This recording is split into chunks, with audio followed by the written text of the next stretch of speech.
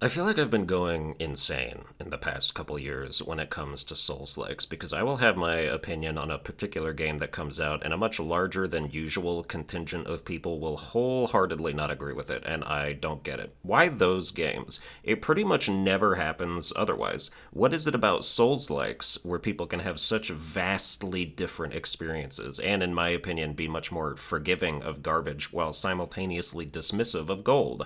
There are people who like Anotria and there are people who dislike Lies of P. We live in a crazy world. I knew I was in some alternate universe when videos for Inotria, the last song, came out last year, and respected Souls tubers were saying it was good and they liked it. I played the demo and it had the worst combat I've ever seen in a Souls-like, really sluggish yet somehow weightless movesets, terrible frame rates in certain areas, just a low-quality, janky mess overall, and people with millions of subscribers were like, it's good, you should try it. IGN gave it a 7, a much higher score than it deserves, but which is a lower score for them since they seem to think every other non-FromSoft Souls-like is exactly the same quality as each other. They gave Lies of P an 8, The Lords of the Fallen an 8, Wolong Fallen Dynasty an 8, The First Berserker Kazan an 8, and now Wuchang Fallen Feathers an 8, which is the latest new Souls-like to hit the market and be terrible in my hotly contested opinion.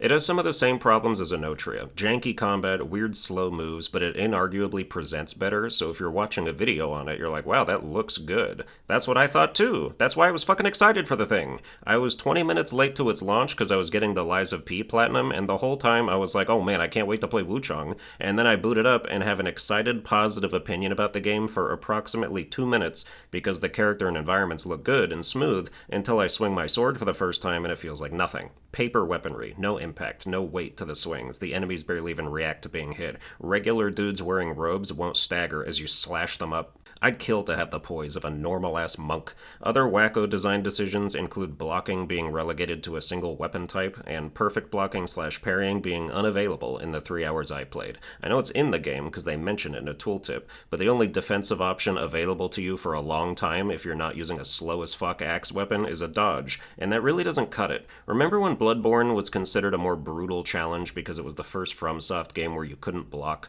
Well, you could still parry, and you could do it from the beginning. You had more than one option to avoid and counter enemy attacks. Other than the combat feeling bad, Wuchang is death by 1,000 cuts. There's a bunch of little or medium things that add up to a lame experience, like the menu lagging a little sometimes when you press options to access it, or your charged heavy attack that takes 10 seconds to come out, only doing like 10% more damage than your normal light attack, or the fact that there's 9 NPCs to talk to in every area you go in, or that you first have to dodge before you can initiate a sprint, or that the first auxiliary healing items you get only heal 10% and poison you if you use more than one of them at a time, or that there are moves like the spear's uncharged heavy that are straight up functionally useless in battle, etc. These are all things that individually could be forgiven in a better game, but instead they are compounding an already lower quality one and certainly not helping. Playing Lies of P straight into this game also did it no favors. Every time I play Lies of P, I'm reminded of what this genre is capable of. Even from a studio that had never made a game before this, they knocked it out of the park on their first swing and created a standard for other Souls-likes to aspire to, even FromSoft themselves. I was going for the platinum in Lies of P, and I always say that when you undertake 100% completion of a game, all of its flaws will be revealed along the way. Nothing can hide behind a low playtime or underused mechanics when you're out here doing everything.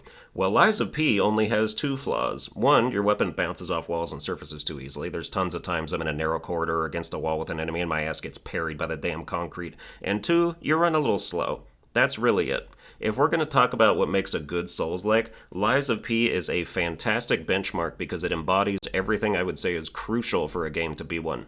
Let's get into those things and talk about which games have them and which games don't. The number one thing a good Souls-like has to have is obviously good combat, but that can be a broad thing to say, so what do I want specifically? I've mentioned weightlessness and lack of impact multiple times, so let's talk about the opposite of that, something Lies of P does fantastically. The feeling of landing a blow. When you hit an enemy in Lies of P, you hear the clanking and scraping of metal. It's visceral. You can tell you've done damage. Even if killed enemies don't all explode, when you land the final hit, there's a sound effect that mimics an explosion and gives you that feedback that you have just destroyed an enemy. Do not underestimate what good sound design can do for a combat system. Wuchang slices, on the other hand, feel like you're slitting your own wrists. There's no feedback. You poke an enemy and they fall over, and if they weren't now on the ground, you'd wonder if you even hit them. Lies of P's animations are also smooth as butter. There's zero jank. Nothing feels sluggish or stilted. What you see is what you get. It also matters how the game handles its heavy weaponry, because if the attacks are too slow and not powerful enough, they're useless. Take Elden Ring Night Rain, for example. You pick the Raider class, and he's got his own special moveset with giant clubs and great axes and whatnot, and even though those are big-ass weapons, he handles them well with great strength. You don't feel like a wimpy sloth swinging those things around, even while dual-wielding them. Unlike Wuchang, where our fine-feathered protagonist clearly has not been hitting the gym and wields clubs like she's trying to haul lumber out of the forest, and some of you are like, okay, well she's a petite lady who, despite being a master swordsman, isn't really expected to break any deadlifting records, but that quote-unquote realism is a detriment to the combat. I don't care if she's 90 pounds. If you're gonna put heavy weapons in the game, make sure she could damn well pick them up. Then you've got these long-ass wind-up animations for charged heavy attacks in Wuchang, even for weapons that aren't heavy, like the spear. You hold R2 with the spear, and she does a whole K-pop dance before the attack comes out. The enemies are applauding by the time they get hit. They stan her in the afterlife, except they won't even be in the afterlife because that charged attack is doing no damage compared to normal weapon strikes. Moves like that should be one-shotting enemies, and they're only doing 10% more damage. It's objectively bad design. I'd also like to take this opportunity to call out any and all Souls-like devs, because almost all of them have this in their games. No one's using the retreating melee attack. If you have an attack where your character steps back a bit and does a strike while maintaining backward momentum, it's useless, okay?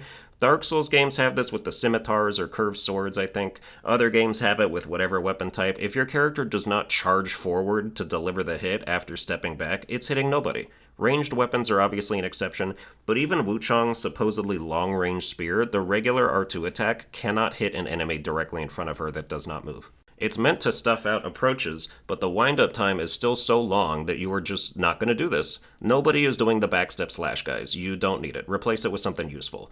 Wuchang has other bad hitboxes too. The charged heavy attack on the sword is this upper slash, but you've got to be at the perfect angle even while you're locked onto an enemy, or else it will just completely miss them by being off to the left. I'm mostly shitting on Wuchang in this video because it's the most recent thing that came out, and people have been telling me in the comments of my stream highlight video that I didn't give it enough of a chance, or that I was determined to be a hater. First of all, you're objectively wrong about the second part. I was excited for this game, and I spent $50 on it. I was not rooting for myself to waste 50 fucking bucks, you dumbass. Gee, I hope this game I pre-ordered instead of getting groceries is dog shit so I can farm negative clout and have people tell me I'm a bad content creator. I don't like negative attention, because I'm not a sociopath. As for not giving it enough of a chance, I gave it 3 hours, which is 2 hours more than I wanted to because I was trying to give it a chance. If that's not enough, it's not worth it. I am not the guy that watches 100 shitty episodes of an anime to finally get to the good part. I'm not the guy that falls in love with One Piece after 6 months. You get 3 episodes to hook me, and if you don't, I have better things to do. Will Wuchang be better after you get further into the expanded skill trees and unlock new combat options like deflecting that should have been there from the start? Probably, but that won't fix the inherent jank or the sound design or the flimsy animations. It's still going to be a paper-mache Souls-like that only presents well. First Berserker Kazan also doesn't unlock parrying right away, but it starts with both dodging and perfect blocking, and that's enough to carry an entire game on its own, to where I barely even use the parries. If Wuchang began with a perfect block system, or hell, even a block system that was universal, that would help.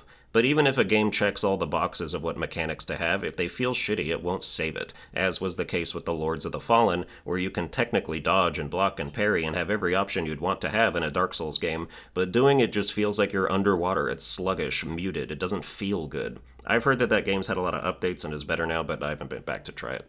These games are all about feel, man. They're like racing games. You can watch almost any racing game and it looks good, but you really will not know if it's any real quality until you're the one pressing the buttons. Mario Kart, Mod Nation Racers, Crash Team Racing, Disney Speedstorm, they all look the same, but they feel so different. And you know immediately when they're in your hands whether you're dealing with something good. You can tell in the first 10 seconds whether the driving is snappy, the controls are fluid, the drifting is smooth, the weapons have oomph, and nobody is telling you to give it 9 hours for the game to introduce introduce enough mechanics to finally be serviceable. If the core is damaged, extra flourishes and additional mechanics can't save it. They're band-aids, and if there's a wound, then obviously it's better to put a band-aid on it, but I'd rather a game not have wounds to begin with. I think one of the differences between me and some other people's opinions on particular Souls-likes is that I have higher standards for the genre. For me, the combat has to be top-tier quality, and anything less is a disgrace. It's the main thing. It's like playing a platformer where the platforming is just okay, or there's jank associated with it. Like, that's the main thing your game is for, and you only made it mildly serviceable? I don't want to play a Souls-like with decent combat.